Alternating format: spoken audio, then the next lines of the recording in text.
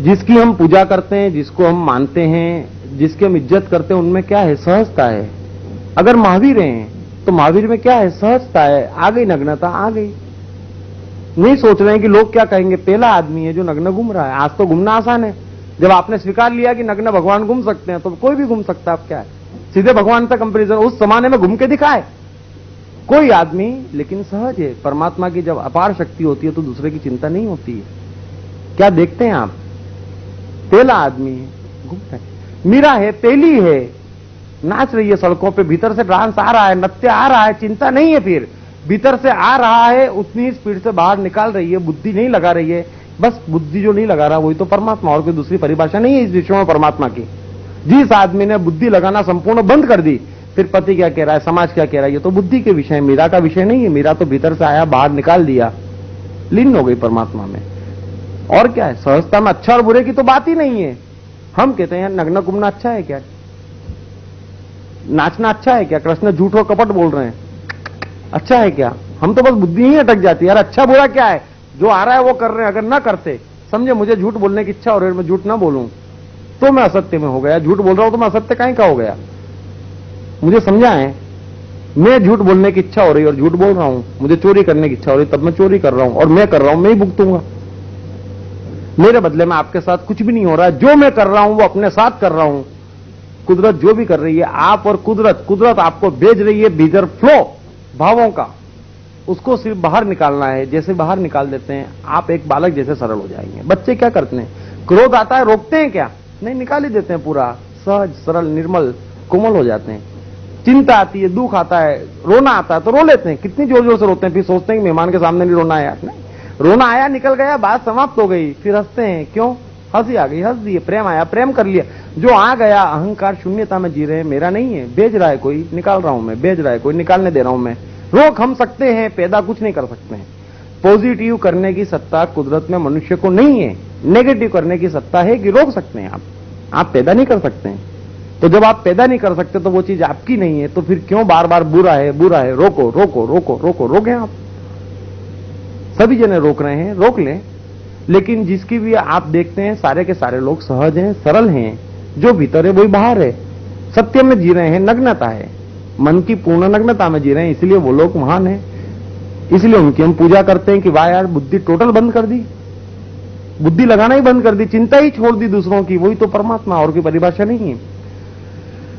कोई मनुष्य परमात्मा नहीं है। उसका जो मन है, जिसने बुद्धि पे विजय पाली, बुद्धि को रोक दिया कि मेरी मां तो चुप है, जो भीतर है वो बाहर है, मैं हूं और प्रकृति है, भेजने वाली प्रकृति, निकालने वाला मैं हूं, बीच में तीसरा कोई है ही नहीं। वो आदमी सत्य में जी रहा है, वो आदमी सहज है। उस आदमी से एक क्रिएशन होते हैं। अब मीरा नाच ली, अब लोगों को माताएं आ जाती है, उससे क्या लेना देना है? मीरा पहली थी, अंतिम थी। जो भी आदमी प्रथम और अंतिम है इस कुदरत में, सारी क्रियाएं हैं, सारी लीलाएं, सारे भाव प्रथम और अंतिम है। लेकिन फोटोकॉपी में सिक्योरिटी है, और धर्म असुरक्षा है, सुरक्षा की खोज नहीं है। मैं जैन मुनि हूं तो कम से कम जैन लोग तो मानेंगे मुझ में, और फिर पैसे वाले भी। अच्छा है, जैनियों को तो धंधा करने से बेहतर है मुनि बन जाना, क्योंकि सारे पैसे वाले हैं, है ना। वो शंकराचार्य आ जाते बेचारे, इतने भोले आदमी हैं, सोने की बस है, सोने के सिंहासन है, और आते चिल्लाते हैं धन छोड़ो, संसार माया है। अरे संसार माया है, तुम्हारी बस में कितनी माया है मेरे भाई? नहीं, संसार तो माया है।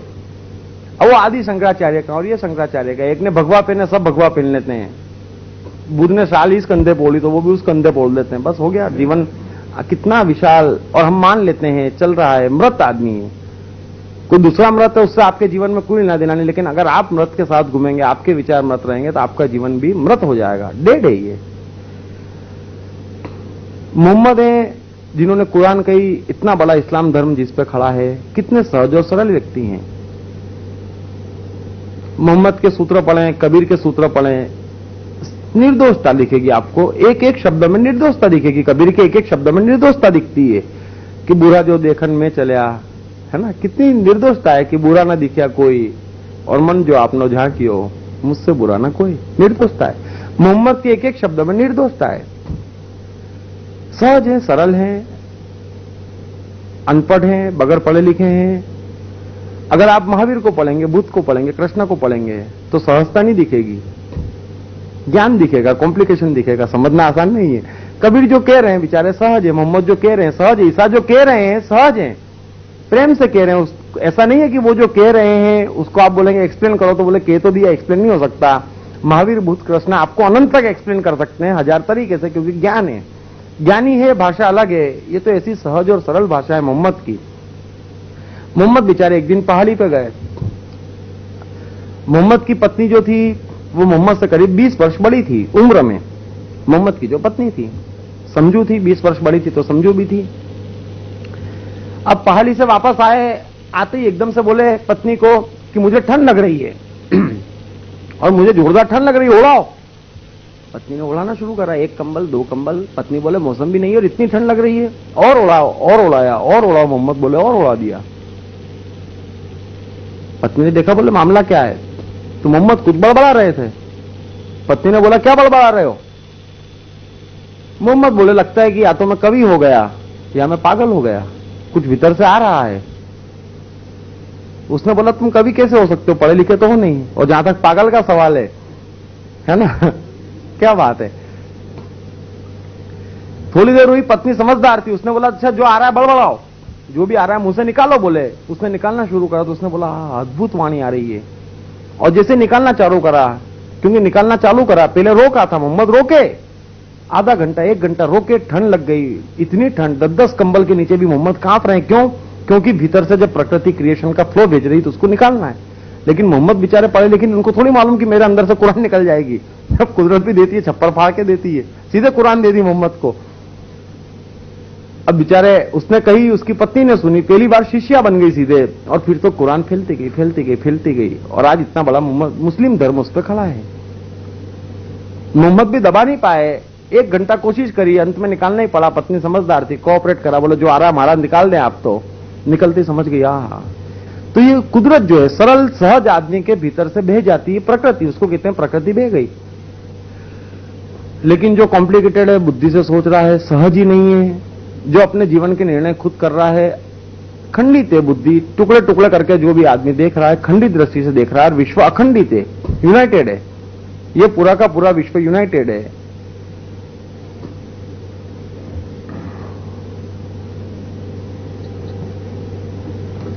उसमें फर्मनेस आएगी। जो भी आदमी सहज होगा इमीडिएट उसमें कंसंट्रेशन आएगा। जो भी आदमी सहज होगा वो अति प्रेमी हो जाएगा इमीडिएट, क्योंकि वो जब मैं क्रोध कर ही नहीं रहा हूं, जब मैं नाराजगी बाहर आ गई निकल गई, लेकिन भीतर रत्ती भर नहीं है उसके। जो भी आदमी देखना जितना क्रोधी होगा वही आदमी उतना प्रेमी होगा, और जो आदमी जितना हंस के बात कर रहा है वो जीवन में तकलीफ वही लोग दे रहे हैं जो क्रोध नहीं कर रहे हैं। जीवन में आज के बाद गौर करना, जो जितने बेचारे विनम्र हैं, क्रोध नहीं निकाल पा रहे हैं, वो ऐसे ऐसे मौके पे क्रोध, एंड टाइम पे धोखा दे जाते हैं, वो है ना, प्लानिंग से धोखा दे जाते हैं। क्यों? क्योंकि विनम्र है। एनर्जी जितनी ज्यादा सेव होती है, हाईएस्ट सेव होती है सहजता में, जहां रुकावट नहीं डालते हैं बुद्धि से, तो पूरी पूरी एनर्जी सेव होती है। क्योंकि आपको चाहे जितना क्रोध आ जाए, चाहे जो आ रहा है भीतर से, अगर आप पूरा का पूरा निकाल देते हैं तो रत्ती भर एनर्जी वेस्ट नहीं होती है। दबाने में एनर्जी वेस्ट होती है, विकृति आती है। दूसरा है भोजन से एनर्जी आती है, लेकिन सम्यक भोजन से, जो कृष्ण गीता में कहते हैं अर्जुन को कि ये योग जो है बहुत ज्यादा खाने वाले का और बिल्कुल कम खाने वाले का कभी नहीं फलेगा। अब जब कृष्ण कह रहे हैं कि कम खाने वाले का भी नहीं फलेगा, तो हम समझते हैं कृष्ण ने गलती कर दी, उपवासियों का तो फल ही जाएगा, है ना। कैसे फलेगा? जो आदमी भूखा है, ये जितने चोर हैं, डाकू हैं, ये कौन बनते हैं? जो भूखे रह जाते हैं बेचारे। भूख मनुष्य को विकृति लाती है। मनुष्य के मन में देखना, जो उपवास करते हैं कितना सताते हैं दूसरों को। बेचारे 4-4 महीने का अगर उपवास कर लेंगे, है ना, फिर सोचते हैं कि बड़े धार्मिक हो गए। आदमी एक्सपेक्ट करना शुरू कर देता है कि मुझे घर में कम से कम संत जैसी इज्जत मिलना चाहिए। अब नहीं मिलती, क्योंकि व्यवहार तो दिख नहीं रहा है ना। व्यवहार तो दिख रहा है कि आप हर काम में तो बदमाशियां कर रहे हैं, टॉन्ट वैसे वैसे ही मार रहे हैं जैसे पहले मार रहे थे, तो इज्जत नहीं देता है, तो उसका बेचारे का मन टूट जाता है। उसको लगता है कि दुनिया धार्मिक हो गई, मुझे कोई समझ नहीं रहा है, समझ रहा है तभी आपको इज्जत नहीं मिल रही है। कोई भी आदमी को लगता है, कोई भी आदमी मूर्ख नहीं है, हर एक को मालूम है कि आप कुछ गलत काम कर रहे हैं नेगेटिव, जिससे उसका हित होने वाला हो, आप उसकी बेइज्जती कर रहे हैं। उसकी बेइज्जती होती कि नहीं होती है दूसरी बात है, लेकिन आपका प्रयास उसको दिख ही जाता है, उस अकॉर्डिंग उससे ऑटोमेटिक व्यवहार हो ही जाता है। ये कुदरत का खेल है। अगर दूसरे का व्यवहार गलत है तो थोड़ा सा अपने भीतर झांकना ही पड़ेगा कि क्या दिक्कत है। तो ऊर्जा आती है भोजन से, ऊर्जा आती है सम्यक व्यायाम से। जो आदमी एक्सरसाइज नहीं करता मनुष्य के साथ दिक्कत है, करते हुए कर्म नहीं होते। मैंने बताया ना कि कबीर जिंदा थे तो नहीं पहुंचते थे 10-15 आदमी, ईसा जिंदा थे तो बेचारे खुद जाते थे लोगों के पास चल चल के और प्रेम से सुनाते थे। सिक्योरिटी जिंदा था तो सिक्योरिटी को मारे इसलिए डाला गया कि भाई तुम बोलना बंद करो, लोगों को समझाना बंद करो, नहीं तो तुमको फांसी दे देंगे, जहर पिला देंगे। सिक्योरिटी ने बोला भाई दे दो, मैं बोलना बंद नहीं कर सकता। समझाने पे प्रतिबंध है। आज उनकी हम पूजा करते हैं। किनकी पूजा कर रहे हैं? जिनको अपने जमाने में समझाने पे प्रतिबंध लगा दिया गया, उनकी हम पूजा करते हैं।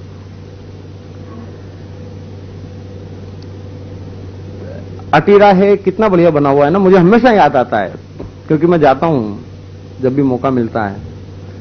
300 आदमी टोटल आते हैं, 400 आदमी टोटल आते हैं 50 लाख के अहमदाबाद में। क्या जाता है वहां? टिकट नहीं है जाने के लिए, घूमने के लिए, टहलने के लिए, लेकिन मनुष्य नहीं जा पाता है।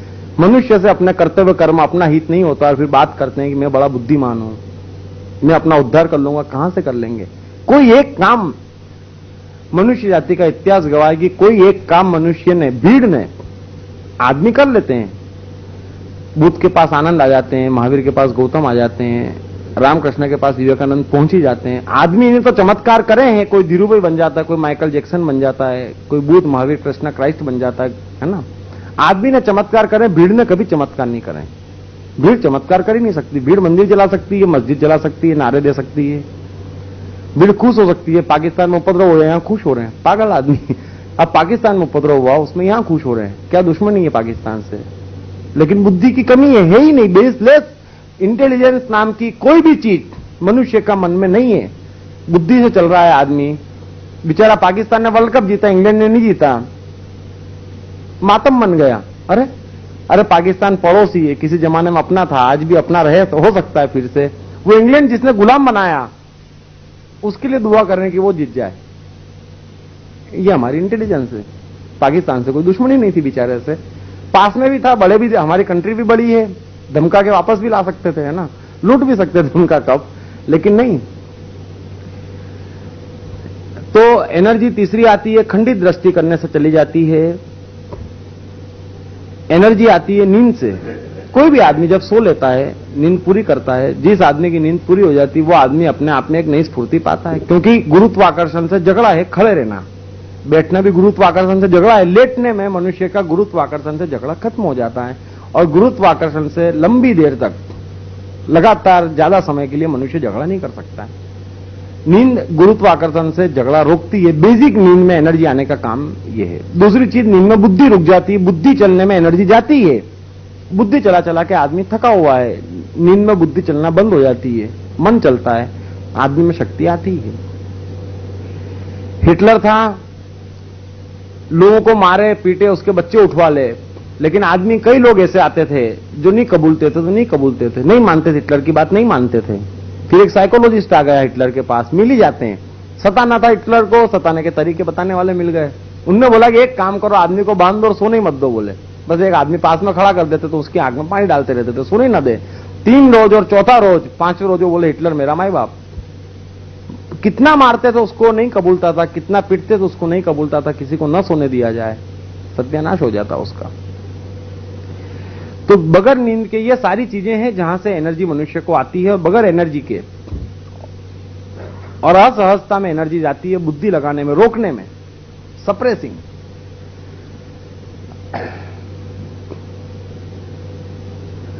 अब थोड़ा सा समझें, एक और शब्द हम ले लेते हैं थोड़ा सा, अहिंसा। अहिंसा परमो धर्म कहते हैं। शुरू से अहिंसा ही परमो धर्म। पूरी की पूरी प्रकृति अहिंसा में जी रही है, रत्ती भर हिंसा नहीं कर रही है। किसी आदमी को ख्याल आता है, बुरे ख्याल आता है, तो भी प्रकृति का रत्ती भर दखलंदाजी नहीं है। प्रकृति की दखलंदाजी होती तो बात ही क्या थी, दखलंदाजी नहीं है, इसीलिए हम ऐसे हैं, है ना। अहिंसा में जी रही है, किसी भी आदमी को जो करना हो स्वतंत्रता है, प्रकृति की रत्ती पर दखलंदाजी नहीं है।